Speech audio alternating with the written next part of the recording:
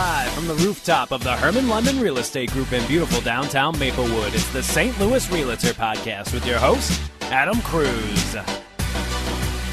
Welcome everybody to the St. Louis Realtor Podcast live from the, I guess today we're on the second floor of the St. Louis Development Corporation, downtown St. Louis at the LRA offices.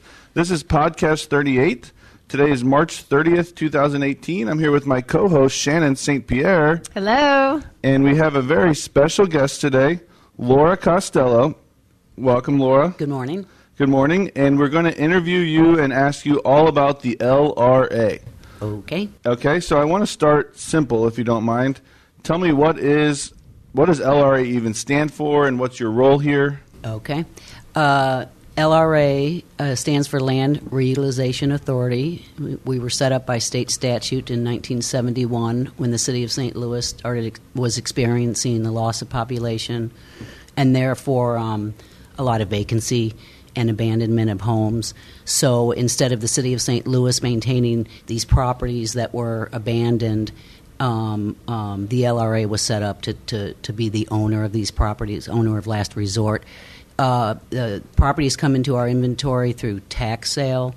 The city of St. Louis forecloses on properties every year that are 5 years delinquent in their real estate taxes. Everyone is welcome to go to those auctions and foreclosure sales. The properties that do not sell at the foreclosure sale come into the LRA inventory. Okay, so I always get distracted because I find everything so interesting. But so in 1971, people were just abandoning their houses? I think it was more in the late 50s, early 60s when it started, when we lost our population a couple 100,000 over a 15, 20-year period. Did they not have mortgages on these houses? No. Otherwise, probably the mortgage lender would foreclose. Foreclose, right. Okay. And so what is your role here? My role is Director of Real Estate for the St. Louis Development Corporation. Okay. And that includes the LRA and the LCRA, which is Land Clearance for Redevelopment Authority. They own property. The Port Authority and Planned Industrial Expansion Authority. Those are a lot of authorities. Lots of authority here. And some of them own property. The majority property holder is the LRA. Okay, and then how do all those different groups fit into the St. Louis Development Corporation? The St. Louis Development Corporation is the staff to all those authorities. So I'm an employee of St. Louis Development Corporation, and we all answer to those authorities and those boards. The LCRA has a board of commission, LRA, Port Authority Commission. We are the staff for those commissions. And for clarification, you're not actually owned by, you're not an actual city department. No, we are not. We are not part of the city of St. Louis. We work hand in hand with them. We are the economic development and real estate development arm of the city. We are not city employees, and we do not get any city general revenues. So all your revenue comes from selling these properties? They come from the sale of our properties, and we have leases. We have development fees for the LCRA. Okay. We have leases up and down the port, but the sale of our property helps keep us going. Okay, so I want to dive in a little bit. You mentioned how the properties get to the LRA, but so what you're saying is somebody owns a property. I guess they must have their mortgage paid off somehow, and then they just stop paying their taxes, and then they don't pay it year one, they don't pay it year two, nothing happens. Year three, nothing happens. Year four, that's when it goes to the tax sale? Yes, by state statute, the collector can sue the first year after delinquency and then foreclose the next year. This is how. So after 5 years, they sue. This is they by statute they can do it after the first year. After you're just one of, if I don't in pay my January of the after the by year state of arrears, statute, right? But do they? But they don't. Okay. Because it might be someone's home. Now, I don't. These aren't occupied properties, but it's property, so they don't rush to sue and foreclose immediately. Usually, it's in year four that the collector of revenue sues, and then year five is when they actually hold the sale. And so we did a whole podcast on tax sales, so I'm still really interested in it, but I guess we're going to try not to get into that too much. Good, because Dale Sweet probably knows a lot more. He did a great job. A lot more than us. But so then someone doesn't buy it at tax sale for whatever reason, and then it comes to you. Yes, it comes into our inventory through a sheriff's deed. Okay. And Dale may have talked about that. We then get it confirmed. We pay someone to go to the judge and confirm that the sale was a good sale, and then it comes into our inventory. We give the list of properties to our maintenance crew. We have about 8 guys that are boarding up properties all day long, and they go in and take photos and winterize the buildings and report back to us, and then we put it into our database, and then we, hopefully try and sell these properties. So what's the time frame? So from the point that you acquire these after the tax sale, they immediately come into your inventory? After the confirmation, yes. And how long does the confirmation take? After the sale, the confirmation is usually held two months afterwards. And so after the sale, it's usually, you won't see it in our inventory for about 2 months. But once it's confirmed, it actually is immediately going into the inventory. Yes. A lot of these buildings, though, that you're getting, they're in a point of where you need to demolish them. A lot of them we do. Yes, because they've been vacant for so long and out in the weather so long. If you all have been to the tax sale, you'll see that there's hundreds and hundreds and hundreds of more people at the tax sale in the last 2 to 3 years, which is good. Yes, it was standing room only last time. Yes. But that's good, because that means it's going to be purchased by a private individual instead of just coming into our inventory. It also means that everything has been picked through. I've been in other cities where their land bank can choose what they take, and they can choose not to take, and then it's just back on that city to keep maintaining that property. We take everything that isn't purchased. Okay, so let's back up for a moment, because you used the word land bank, and I have used that word, and I didn't realize that land bank here in St. Louis is not a common term. Right. And so I'm starting to realize that it's gone over some people's heads. And, like mine. And then they start confusing it with land banking. Mm-hmm. So just for clarification, land banking is when people acquire parcels of property for future sale or development, and that's more an investment thing, and that's a totally legit thing. Right, that's how I always looked at it. Yeah, that's an investor taking a gamble on an area of something of sorts. Okay, a land bank is a government entity or a nonprofit corporation that's focused on the conversion of vacant, abandoned, and tax delinquent properties. Yes. In general, any land bank's goal is to take these properties and put them back into productive use and ultimately tax generating revenue. Yes, I started hearing that term, land bank, about 10 years ago, and everyone was referring to St. Louis as the oldest land bank. Yes, and when we talk about, or St. Louis is discussed, it is the oldest land bank in the country. You were the first to establish legislation, and that's what establishes a land bank is legislation. Yes. So you're not just creating this arm of the government and saying, I'm going to acquire property. It's actual legislation that allows you to acquire those properties that are tax delinquent, that are just left over from tax sales. That's correct, and that same legislation dictates how we sell it, how we maintain our property, how we sell it. If we sell it below the appraised value, the steps we have to take with appointing authorities. Every offer we get, we take before the LRA commission. They meet the last Wednesday of every month, and there are 3 commissioners, one appointed by the mayor, one by the Board of Education, and one by the comptroller. Mm-hmm. And every offer goes before them, and they say yay or nay. But even that's set up by state, even that's that process is dictated by legislation that's put in place. And I think what's interesting is there's not every city has land banks. It's really the Rust Belt to the Sun Belt, right? And there are some on the East Coast, but there's only 100 plus land banks, and there's none in the West. Right. I think there's one in Oregon, but none west of Kansas City, which I think is really interesting. Let me bring it back in here, if you don't mind. Yes. I'm still trying to learn about the LRA a little bit, and I'm curious, how many properties does the LRA own? Right now we own about 11,800 parcels. Wow. So does that make you by far the largest? Is Detroit maybe the? They are the closest, and I went to Detroit a couple years ago for a conference, and it was so interesting. And then we went to Baltimore, and in May I'm going to go to one in Milwaukee, and it's so interesting to talk to other land banks and see how they do things, and it's really helpful. And that's where we met the Kansas City people and how they do, things is different. But yes, we have 11,800. The majority of those are vacant land, over 8,000 parcels of vacant land, and then about 3,000 or so structures. What's the average price of the properties that have the structures on them? They vary from neighborhood to neighborhood. We break down the city of St. Louis into, say 78 neighborhoods. Wow. And then we break that down even further because, as you know, one street can be completely different in St. Louis than just 2 blocks over.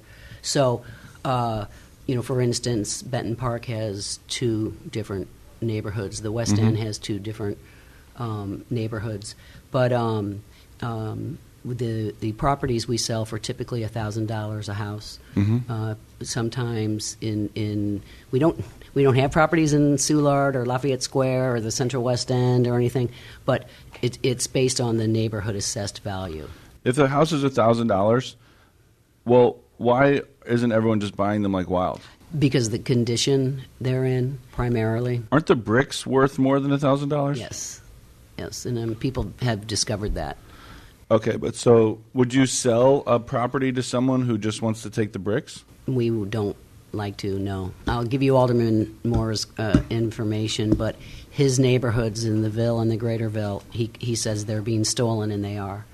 And I can go down a street on a Monday and see holes punched into walls of standing buildings, and by Friday the buildings are all the way down and the brick is on pallets and being taken away illegally. So now it is interesting, and I think that could be a whole nother discussion. So, but at the same time, they're doing it very much in the open, which is why it befuddles me a little bit to just pack them up on pallets as if this were part of just a job. Some of them put on hard hats or the yellow vests. All of our demolition contractors have to have their sign out and their permit, demolition permit out there posted on a stick. The other thing is the streets are so vacant, so they may steal a building and there's not a homeowner, within a block. But people typically assume that they're just demolition contractors. So you say that you don't necessarily like to sell to people who are just going to buy it for their bricks, but who do you like to sell to? So tell them. So let's go over what you can do, what you want people to do, and what you can't do with the properties. Our goal is to get them back on the tax rolls, whether that's an investor or a renter or homeowner. So it's okay to buy one and turn it into a rental? Oh, yes. We have a lot of multifamily buildings, 4 families, and not all of them can be owner-occupied. If you ask the individual aldermen, they would prefer that we only sell to owner-occupants and not to speculators but that isn't the case. So can you just buy and hold the properties? When we sell you a property, if you tell us where you're going to rehab it, we put in the deed restriction that in 18 months you have to have an occupancy permit on it, if that's what you say you're going to do. So in that scenario, in 18 months, I don't. If we see you've pulled permits and you have your windows and you ran into hard times, we give extensions. We do come across people that haven't done anything. And the 18 months comes up, we send them a letter, and they say, nah, I walked away from it. We send them a quitclaim deed to give it back to us. In the deed that we record when we sell you the property, the lien on it is called a right of reentry lien, and that means if you don't have the occupancy permit within 18 months, we have a right to take the property back. We've done that twice in my lifetime. And how long do you have to hold the property before you can sell it Because you can't just buy an LRA property and turn around and try and sell it to the open market. Without any rehabilitation. Right. Because you have come against because this. You're going before the commissioners and you're telling them what you're going to do. Okay. And what are you going to tell them you're doing if you're doing that? That you're going to flip it?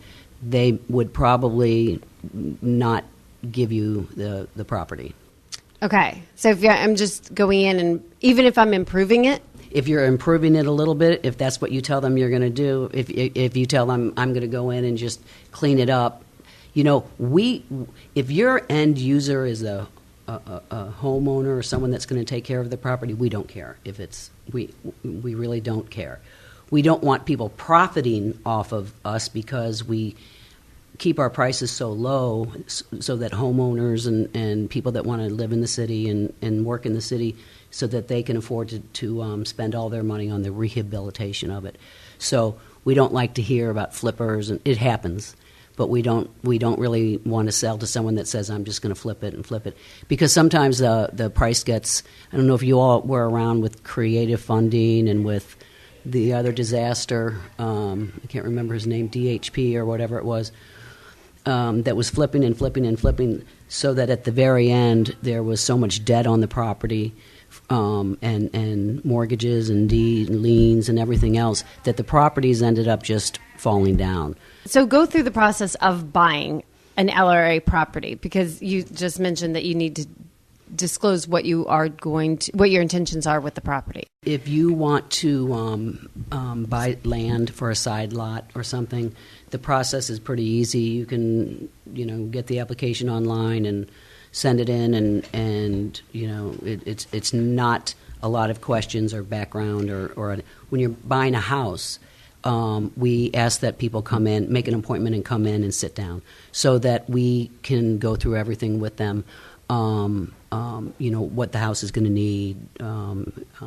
We want to know if they've been in the property, if they've come up with a budget. So we sit down with them and we take their offer and we present the offer at the end of the month to the commissioners. But in the meantime, what we do is go and look at your other properties that you own in the city. We make sure you're current on your taxes, because if you're not, this property is probably going to end up back in our inventory again if someone doesn't want to pay real estate taxes. And then if you say, I'm going to buy this house and rehab it, we ask, what are your finances? Do you have any steady income? Do you have savings? We allow for a lot of sweat equity if you have enough money to get started, because we give you 18 months. So if you have the money, we don't expect you to have all the $100,000 in the bank already, but you do need enough to get started on the project. And in fact, you actually have a lot of owner-occupants that come in wanting properties. Oh, yes. That are willing to do all the sweat equity, which yes. I think I was surprised to hear. It's fun. It's really fun to when people close, when they come in to close on the property, and how excited they are, and they bring their families, and people are crying. It is a big deal to them when we're actually conveying the deed over to them, and they can get started on their project. People think that we don't sell our properties and we hold on to them too closely, because we do have some rejections every month that we reject. And those are usually when someone goes into the property and there's no furnace and no electric and no roof, and they say, here's my budget, I'm going to put in, this property needs $7,000. Some people say it's not up to us to say that person can't do that project, but we have to be careful when we convey it, because that property has already been a nuisance in that neighborhood before it even came into our inventory. And so we have to be a little bit more careful the second time around that someone really is going to fix the property up. Yeah, and I would say that that's probably pretty legitimately, if someone came in with a $7,000 budget when you're just buying a shell and it needs all the systems, that it's pretty valid to say you're going to need a bit more than that. Right. Someone might come in and say this needs $25,000, and that looks pretty good, and but their father is an electrician, or their uncle is a concrete person or HVAC person.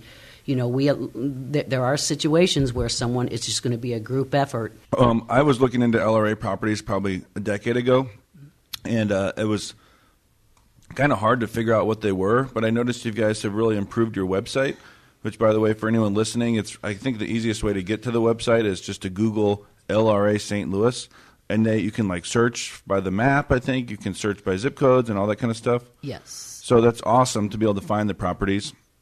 And then I looked at a few a couple months ago, and I guess they were in such bad shape that they had been boarded up, and we had a guy named Marcus. He would show up, and he would like open the properties for us. He was awesome. Right. I kind of made friends with Marcus. Right. Good. So he does that on Thursdays. We do it on Thursdays. We get criticism for that, too. Someone posted online about 3 years ago saying, I want to buy an LRA property, and it's boarded up property, and this is May 1st, and they can't let me in until June 12th or something. And I got upset because the maintenance men, they're boarding up properties all day long. They're never not busy. And reboarding, and they have 300 work tickets a day, and there's only 8 of them. But we take out 1 day a week for properties that have boards on them. Now, if you wanted to go look at a property of LRA, we would look in our database, and we would say either it has an LRA key or it's completely boarded up and the men have to take the boards off. If it's a key, you can come to the LRA window and buy a key. Yeah, I used to have a key. Yeah. It's a $20 deposit to take the key. But that's one way. And then the other way is when it's completely boarded up, the guys get there about 20 minutes, so they make appointments all day long, and they get stood up all day long.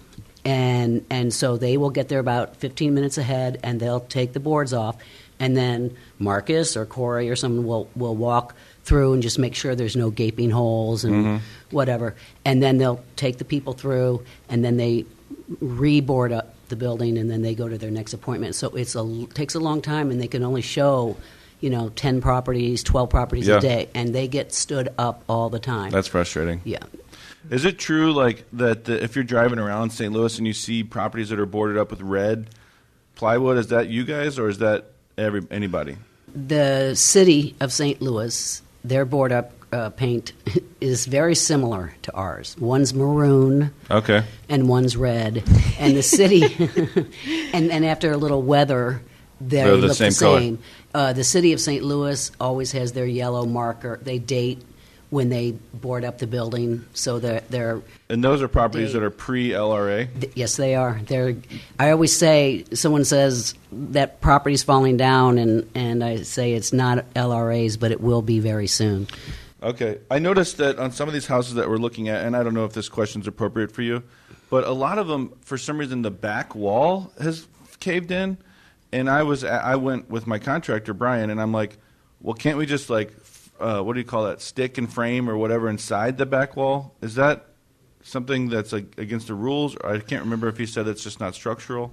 You mean if you purchase it from us, can you do that? Yeah.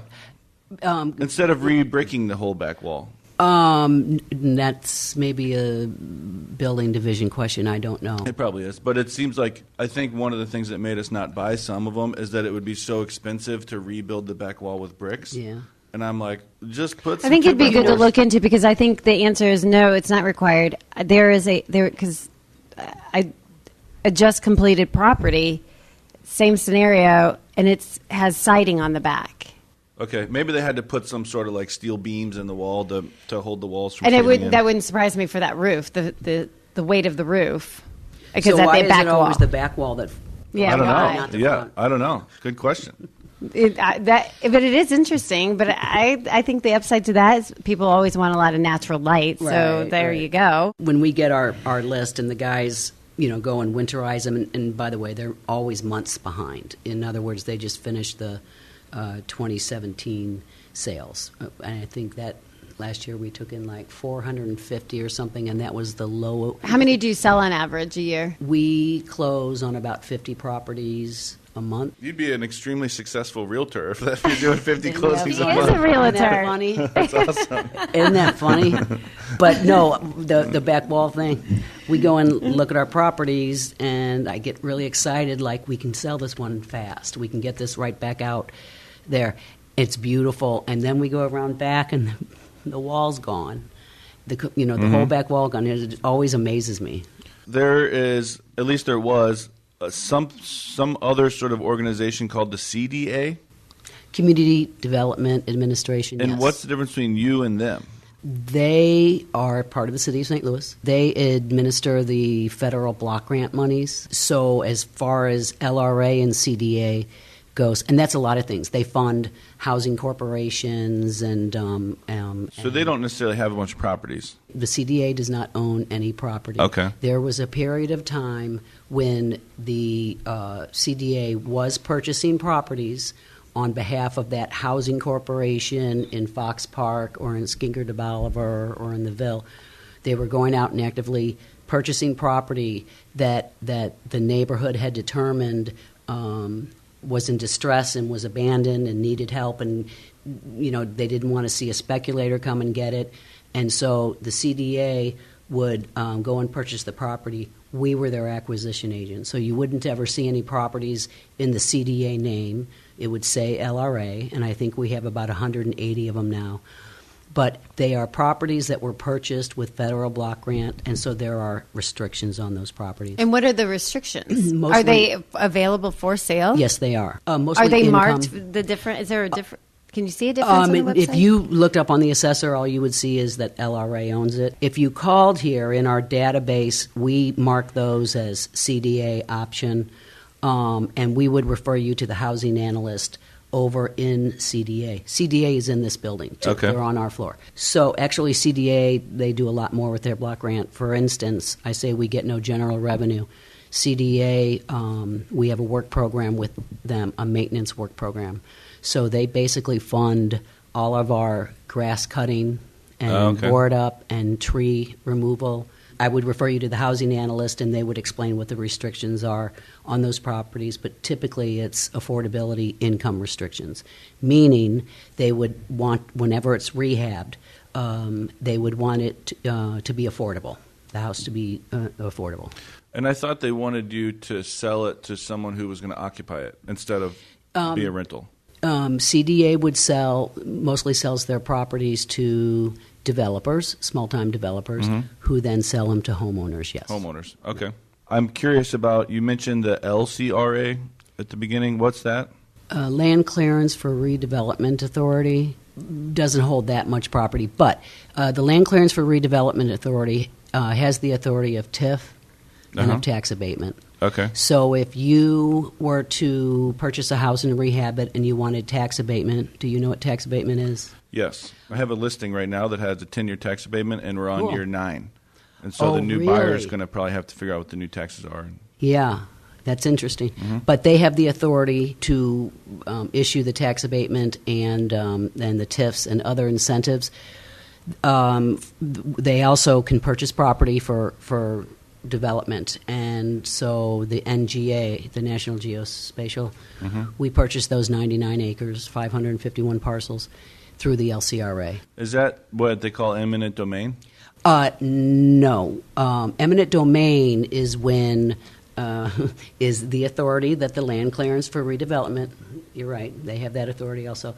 When we purchased the NGA, we had 6 or 7 people that did not want to sell, and the LCRA has eminent domain authority. So basically, when they didn't want to sell, it goes to a judge. I mean, and the judge. We made an offer, but there were only like 6 or 7 holdouts, and only 2 of those were actual homeowners. The others were just people that own land.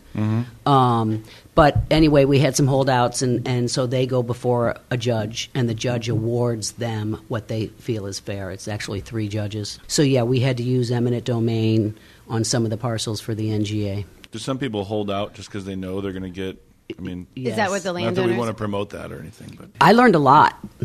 I learned probably that people have been through this before. The holdouts, they actually, a couple of them got more, and a couple of them got exactly the same.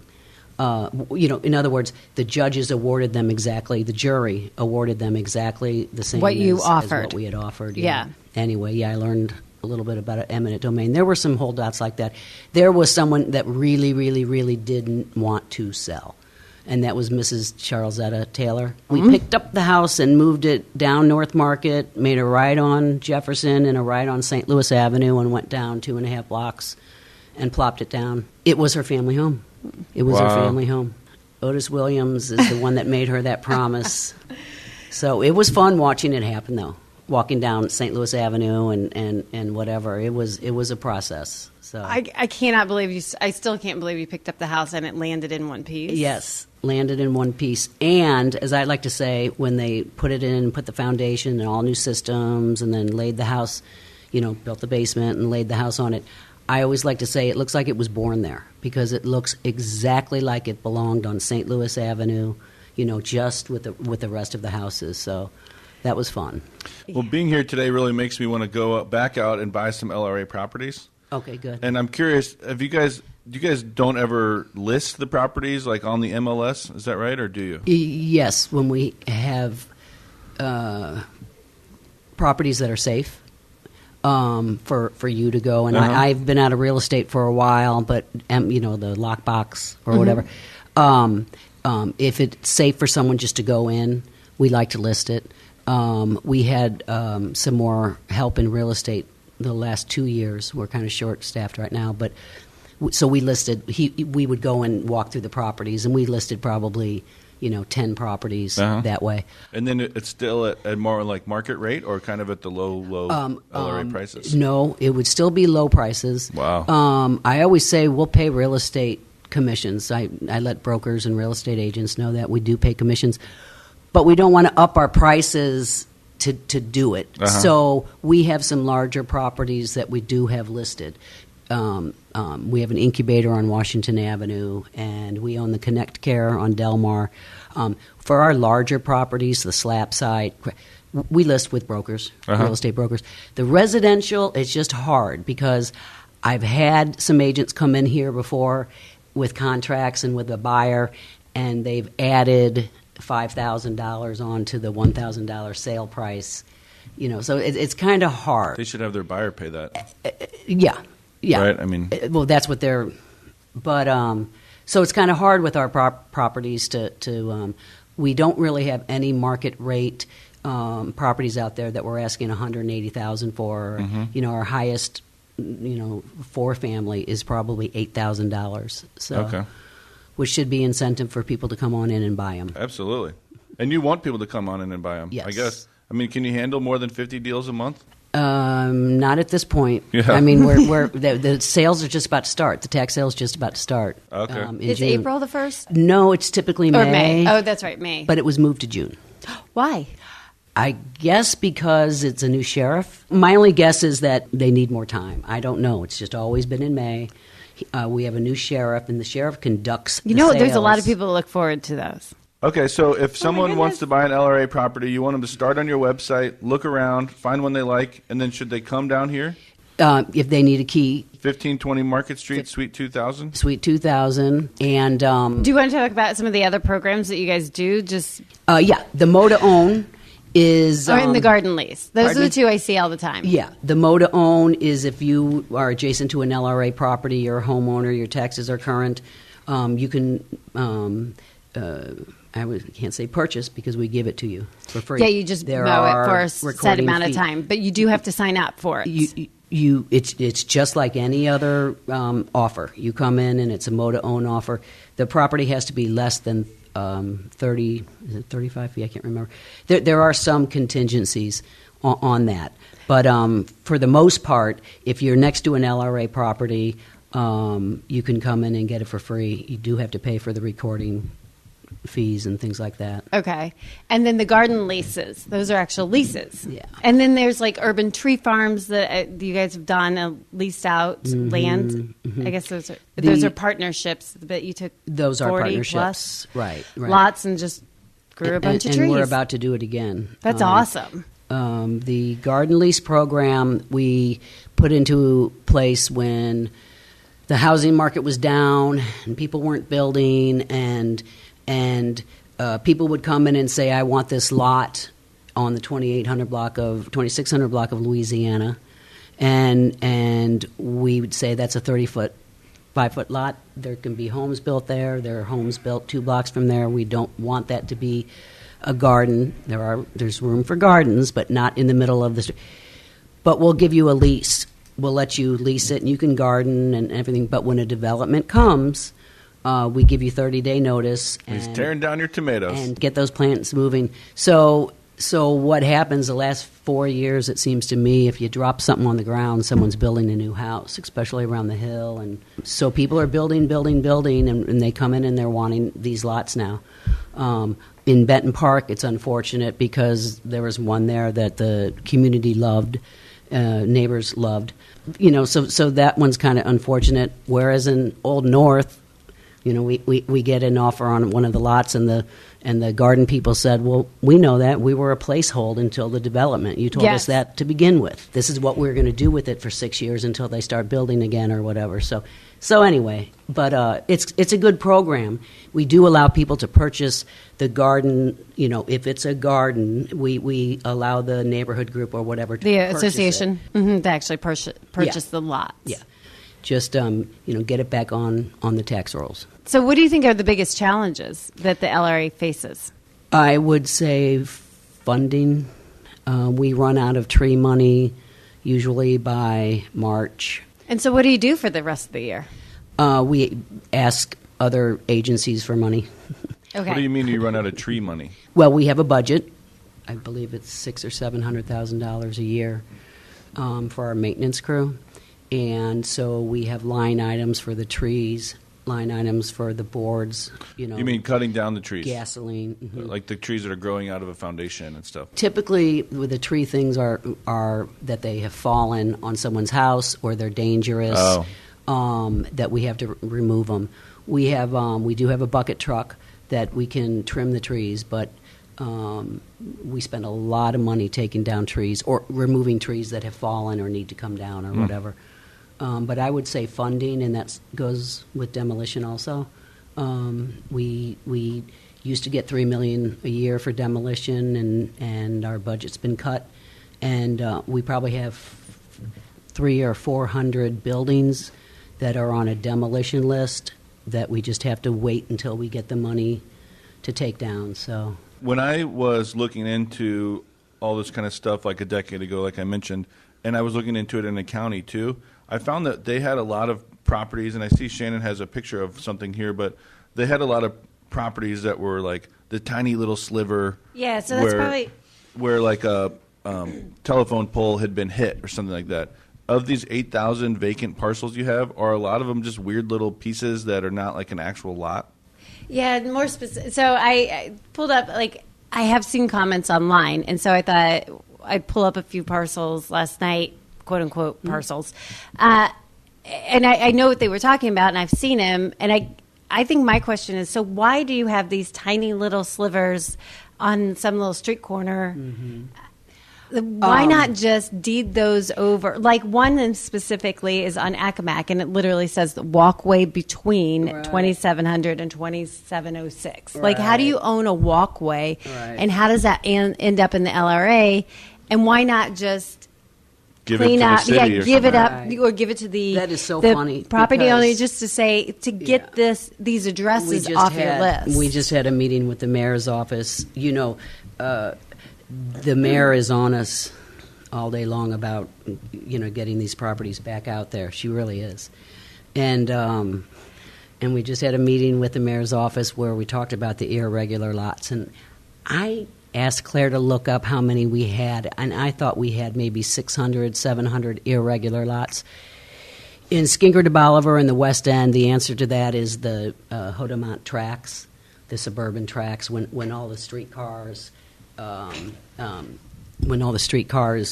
left or whatever, there was abandoned land, and they came into our inventory that way.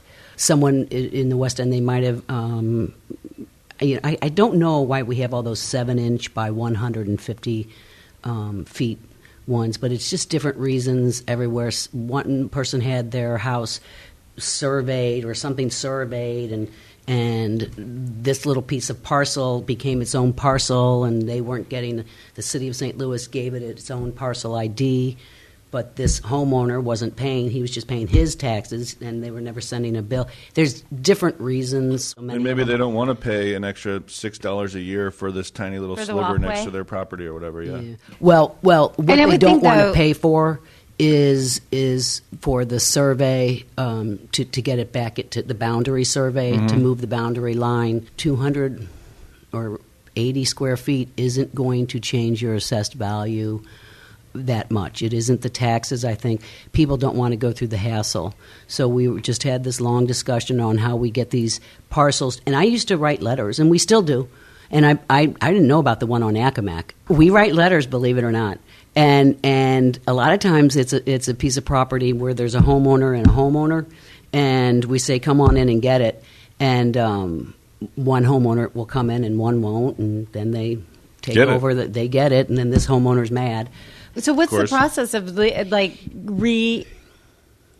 creating boundaries, the parcels? Yeah, is it hiring hard? a surveyor Is to that go it? out there. Yeah, So- and it has to be recorded. So they'll go out there and they'll redraw it with taking our lot and moving the boundary line, and then recording that new legal description. And I think it's like $1,000, $1,200 to do that.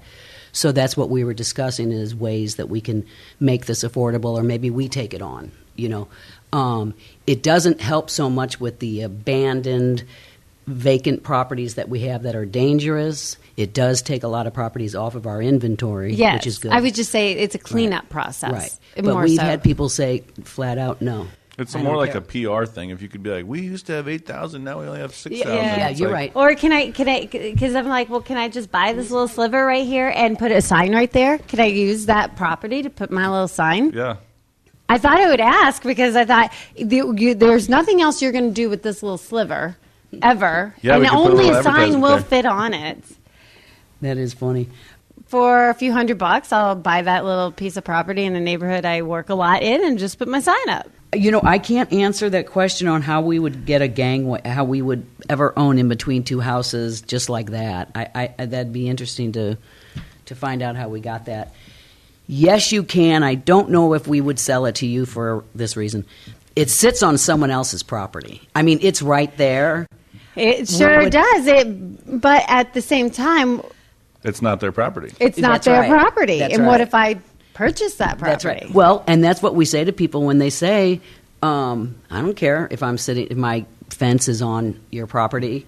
And I'm like, you will if we sell it to someone who it's then Yeah, their Shannon's property. going to show up and be like, get your fence off my Yeah, property. get your sign off my property. The reason that we would probably recommend the commissioners no on that is because the city of St. Louis has to put up with our properties. And yes, there are other people's problems until they come into our inventory. We didn't start it. But we have to be respectful to all the neighbors that have to live around the LRA properties until we can sell them. And so we would be respectful probably to that neighbor, even though it doesn't look like it's on his yard, putting a Shannon sign on there. All right, I'm going to go ahead and wrap Yeah, up the tell her to- podcast for the tell day. her to- You can follow up, Shannon, and I'm happy to support you putting your signs all around town. Yeah. So we really want to thank Laura Costello for being our guest today on the podcast. And we're excited to talk about LRA. I'm actually excited. I'm like, can we just not put this podcast out there so I can go buy a bunch of the LRA properties? But I think But we it will. is not very hard. All you have to do is go to the website. There is a checklist, and then the form is right there. And the form is not at all difficult. Right. It's a lot easier than people think. It's- we are swamped, so that's testimony that we are So selling patience, them, and people know. patience, but the yeah, process it's easy is to simple. do. Yes, it is. Yes, it is. So thank you very much for being our guest, and please take care.